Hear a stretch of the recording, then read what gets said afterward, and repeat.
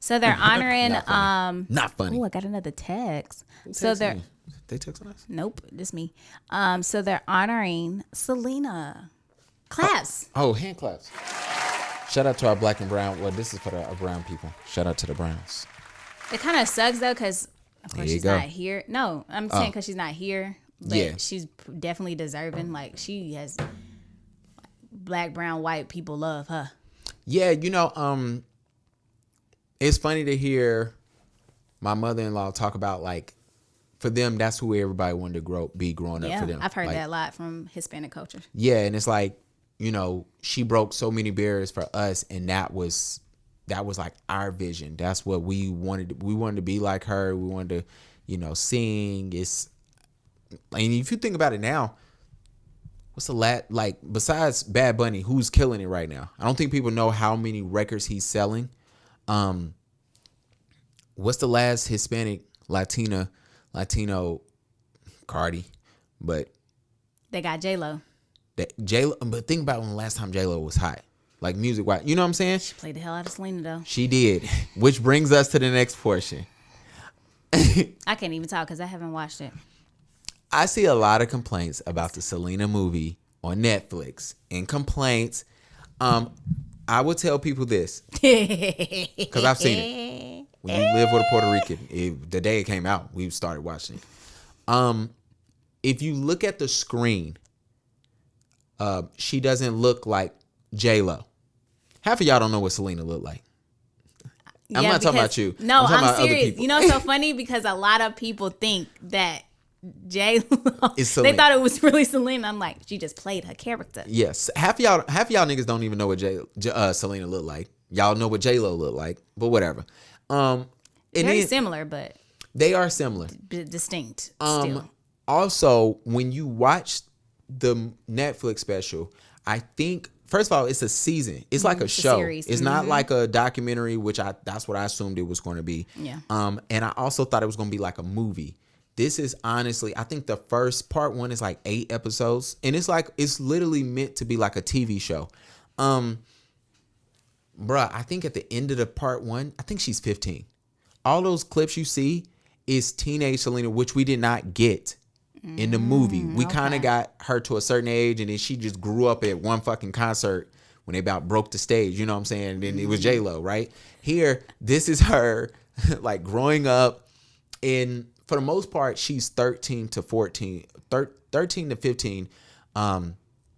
which is cool. But I think, please, nobody kill me, but I want to say on the first episode, they show what she will look like when she's older. And I remember seeing it, and Karina was like, yo, that looks just like her. And it might have been Karina, or her mom was like, yo, that's actually what, that she resembles more of J-Lo. Of Selena than J-Lo did. Because at that point, however, so that's one thing I say. I tell everybody, whenever people complain to me about it, or I hear people complain, I ask them, have they seen it? Yeah. And use time to answer is no, because they see that one little clip, because she has a Jerry curl. It does. I think that people see that one clip and it deters them from looking at it like, this is not Selena. Yeah. And you know what's funny is they talk about it in there, how she goes through changing her look because she was trying to look like other people. So if you look at that picture, you know who she looks like? A Latina version of Janet Jackson. Think about when Janet Jackson had the Jerry curl to Drew. And she talks about wanting to be like Janet to an extent in there. Like, I think she referenced Janet, like, oh, Janet's doing this. Or Madonna, what about, they go through that. And which I laugh at, because I'm like, at that time period, now I don't know, because we wasn't that old. This is when we have to talk to our aunts at the dinner table and be like, Auntie, is this right? Like, at that time, it seemed like everybody wanted to look like Prince. And that's what I felt like when I was watching with the butt out. Okay, I was going to go with the hair. But I was like, yo, kind of like Prince here. My only 2 complaints about it. Now, spoiler alert. Basically, people need to watch the show first off. Absolutely. But if you don't want to hear the skip, hit the skip button twice so you can go like a minute forward. But my only complaints is her dad is not mean. And they really make her sister seem like her biggest hater turned biggest supporter. Her dad, in the movie, her dad was evil. He was Joe. It was up him, Joe Jackson. Which one? You know what I'm saying? Remember? Probably Joe. Yeah, Joe was definitely way worse. But I mean, but when you watch it, it's like when you think of these movies like this, who had the worst? Like, who was the two biggest dads? Like, everybody knows Selena's dad. Even though he loved her towards the end, he got salted. This bruh in this whole thing is like a teddy bear. But come to find out, though, her sister and dad wrote the show, or they're producing the show. So it kind of makes sense there. But it is actually a very good show. If y'all mad at the way Selena look, you should wait to see what Chris look like. Dude she fall in love with, now that is some bad casting right there. But it's good though, because it goes into like her brother, it goes into her sister, it goes into Chris, it goes into her parents' relationship. The mom looks exactly the fucking same. What about, has what's her face been introduced yet? Who, the killer? Yeah.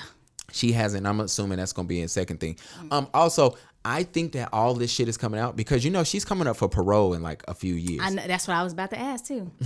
I think it's like 3 years she's coming up for parole. She might as well just go ahead and sit back down. She might as well stay in there. She might as well just stay because it's like stay. Sis.